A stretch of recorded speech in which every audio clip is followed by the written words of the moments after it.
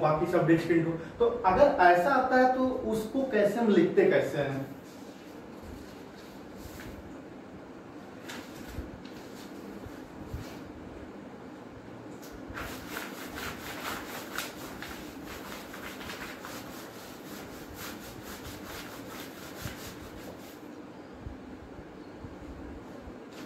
कि अगर हमारे पास ऑक्सिलरी इक्वेशन गिवन है, ऑक्सिलरी इक्वेशन का जो हमारा रूट आ रहा है, ठीक है, सपोज करो कि हमारे पास एक रूट है, हमारे पास यम के हमारा क्या आ रहा है, यम के रूट हमारा एक रूट हमारा क्या आ रहा है, के टाइम्स आ रहा है, के टाइम्स, और बाकी जितने रूट है वो क्या आ रहे हैं, डिस्टिंक्ट आ रहे हैं, 1 आ रहे हैं, मतलब कि यम के +1 ये हमारा कितनी बार आ रहा है, 1 टाइम्स आ रहा है। इसी तरह एम के +2 ये हमारा कितनी बार आ रहा है, ये भी हमारा क्या आ रहा है, 1 टाइम, मतलब सब आगे कितने आ रहा है। इसी तरह ये हमारा क्या आ रहा है, 1 टाइम, मतलब कि इतने रूट स्टार्टिंग से लेके एम के रूट, मतलब कि अगर देखा जाए तो यहाँ पे एम 0 से लेके मतलब कि केथ रूट, मतलब कि अगर 1 से स्टार्ट करते हैं के तक, इस तरह जो हमारे रूट आए हैं ये हमारे क्या आ रहे हैं, सब सेम आ रहे हैं, और बाकी इसके आगे हमारे डिस्टिंक्ट आ रहे हैं। तो इसका जो हम इक्वेशन लिखेंगे, इसका जो हमारा कॉम्प्लीमेंट्री फंक्शन बनेगा, कॉम्प्लीमेंट्री फंक्शन सिंपली हमारा बनेगा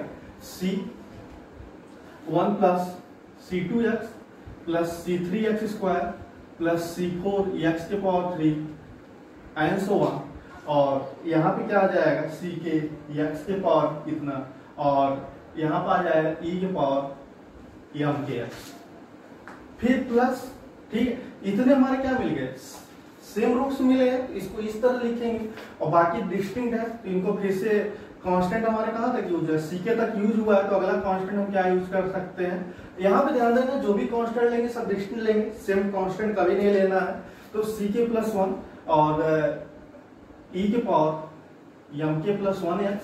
+ सी के +2 e⁻m⁴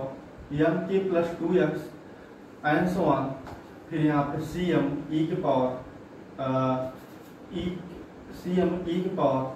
e⁻mn, यह हमारा क्या हो जाएगा, इसका कॉम्प्लीमेंट्री फंक्शन हो गया। तो अगर जनरल सोल्यूशन लिखना है तो जनरल सोल्यूशन लिखने के लिए हम y इतना कर देंगे, मतलब जो हमारा डिपेंडेंट वेरिएबल होता है उसके कॉम्प्लीमेंट्री फंक्शन लिख देते हैं, तो उस होमोजेनियस लीनियर इक्वेशन का हमारा क्या हो जाता है, उसका जनरल सोल्यूशन हो जाता है। जैसे एक एग्जांपल की बात करते हैं,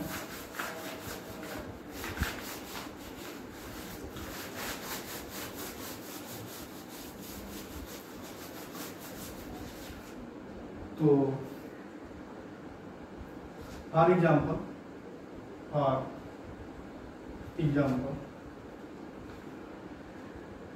पहला d2 - 3d + 2y = 0, इसको हमको क्या करना है, सॉल्व करना है, और इसका हमको क्या करना है, इक्वेशन फाइंड आउट करना है, अरे इसका हमको जनरल सॉल्यूशन फाइंड आउट करना है। सॉल्यूशन b है d² - 3d + 2y = 0। तो इसका जो हमारा ऑक्सिलरी इक्वेशन होगा, ऑक्सिलरी इक्वेशन बताया है, y को गायब कर दो, बाकी यहाँ पे जो d है उसको किसी कांस्टेंट से रिप्लेस करा दो, तो ये हमारा क्या हो जाएगा, m² - 3m + 2 = 0। तो ऑक्सिलरी इक्वेशन इसका क्या हो गया, इतना हो गया। अब इसका क्या करो, रूट्स फाइंड आउट करो, तो m² इसको हम लिख सकते हैं -2m - m + 2 = 0। तो यहाँ से हम कॉमन ले लेते हैं, तो यहाँ पे m-2, यहाँ पे -1, और यहाँ पे m-2 = 0 आ जाएगा। यहाँ पर आ जाएगा m-2, और यहाँ पे कितना आ जाएगा, m-1 = 0। तो एक वैल्यू m की कितनी मिली, 1 मिली, और दूसरी हमको कितनी मिल गई, 2 मिली। तो यहाँ पे ध्यान दो कि ये हमारा कैसा रूट्स है, सिंपल रूट्स है, 1 2 है, और डिस्टिंक्ट मिल रहा है, तो क्या हो जाएगा, सो कॉम्प्लीमेंट्री फंक्शन, या इसी को शॉर्टकट में हम C.F. लिख सकते हैं, = कितना हो जाएगा, C1 e⁻m⁴ वहां पे हम जब रूट लेते थे तो m1 m2 यहाँ पे रूट हमारा क्या 1 है, तो यहाँ पे क्या हो जाएगा 1 एक्स प्लस c2 e की पावर यहाँ पे क्या हो जाएगा 2x हो जाएगा। तो हमारे पास कॉम्प्लीमेंट्री फंक्शन आ गया, तो क्या हो जाएगा, सो जनरल सोल्यूशन क्या हो जाएगा, y इज इक्वल टू लिखते हैं, जो हमारे पास डिपेंडेंट वेरिएबल होता है is equal to complementary function, तो यही इसका क्या हो गया जनरल सोल्यूशन हो गया। इसी तरह हम क्या करते हैं, कोई भी अगर हमारे पास होमोजीनियस है जिसके हमारे क्या होते हैं कि डिस्टिंक्ट सिंपल रूट्स आते हैं, तो उस तरह हम उसका क्या देखते हैं, आंसर देते हैं। सेकंड आता है, सेकंड एक क्वेश्चन और लेते हैं जिसमें हमारे रूट क्या होते हैं, रिपीटेड होते हैं।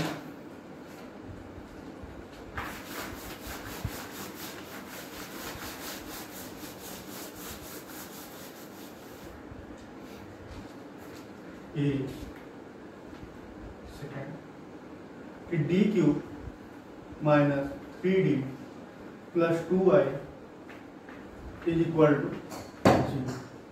ठीक है, अगर ये हमारे पास दिया गया, इसको ये ऐसे भी दे सकता था कि d3y upon dx3 minus 3dy upon dx plus 2y equal to 0 ऐसे दे सकता था, तो ऐसे में यहाँ पे चेंज कर लेते हैं।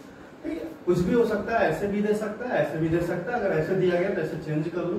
तो सॉल्यूशन निकालते हैं इसका, तो b है d cube minus 3d plus 2y is equal to 0 है। इसका जो हमारा ऑक्सिलरी इक्वेशन होगा, ये हमारा क्या आ जाएगा, ऑक्सिलरी इक्वेशन। ऑक्सिलरी इक्वेशन इसका आ जाएगा m cube minus 3m plus 2 is equal to 0 आ जाएगा। और यहां से हम रूट फाइंड आउट कर लेते हैं, तो यहाँ पे ध्यान देना पावर 3 है, तो इसका पहले एक कोई रूट देख लेते हैं। तो यहाँ पर अगर m की वैल्यू अगर सपोज करो अगर 1 पुट कर देते हैं तो 0 हो जाएगा, मतलब कि अगर m इज इक्वल टू 1 अगर इसका रूट्स है तो m माइनस 1 इसका क्या हो जाएगा, फैक्टर हो जाएगा। तो इसको हम क्या करते हैं कि एक रूल होता है कि जिससे हम क्या करते हैं कि जितना पावर रहता है अगर इसका फैक्टर मिल जाता है तो इस तरह क्या होता है, हम लिख लेते हैं। अब यहाँ पे इसके पावर को बैलेंस कराते हैं, m square m cube minus m square. यहाँ पे m स्क्वायर नहीं है, तो अगर यहाँ पे प्लस m से करा दें तो ये हमारा क्या हो जाएगा, कैंसिल हो जाएगा, और यहाँ पे माइनस है। यहाँ पे माइनस में माइनस 3 चाहिए, तो अगर यहाँ पे माइनस 2 मल्टीप्लाई करा दें तो minus 2m plus 2 is equal to 0। तो यह ध्यान देना, ये हमारा इसके बैलेंस है। तो यहाँ से हमारा क्या हो जाएगा, m माइनस 1 कॉमन हो जाएगा, और यहाँ क्या बचेगा, m square plus m minus 2 is equal to 0 आ जाएगा। तो यहाँ पे m माइनस 1 और इसको लिख सकते हैं m स्क्वायर, यहाँ पे आ जाएगा हमारा plus 2m minus m minus 2 is equal to 0 आ जाएगा। यहाँ पे m माइनस 1 और यहाँ पे आ जाएगा m कॉमन ले लेते हैं, तो m प्लस 2 माइनस 1 और m प्लस 2 यह 0 हो गया। तो यहाँ से क्या हो जाएगा, m प्लस 2 कॉमन ले लेते हैं, तो m माइनस 1 और यहाँ से m माइनस 1 और यहाँ से m plus 2 is equal to.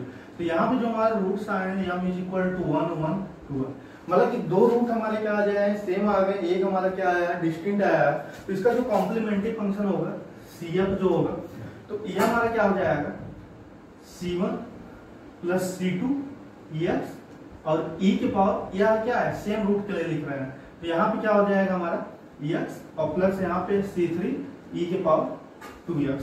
तो इसका जो हमारा जनरल सोल्यूशन GS लिख रहे हैं, जनरल सोल्यूशन, तो क्या होता है, इंडिपेंडेंट वेरिएबल y है, सॉरी जो हमारा डिपेंडेंट वेरिएबल है y है, तो y इज इक्वल टू क्या हो जाएगा, कॉम्प्लीमेंट्री फंक्शन, मतलब C1 प्लस C2x और यहाँ पे आ जाएगा e के power x plus C3 e के पावर 2x। इसका क्या हो गया, आंसर हो गया। इस तरह क्या होता है, अगर हमारा रूट रिपीटेड है तो ऐसे में क्या होता है, उसका कॉम्प्लीमेंट्री फंक्शन निकालते हैं, और जब कॉम्प्लीमेंट्री फंक्शन आ जाता है तो उसका जनरल सॉल्यूशन ऐसे क्या होता है, फाइंड आउट हो जाता है।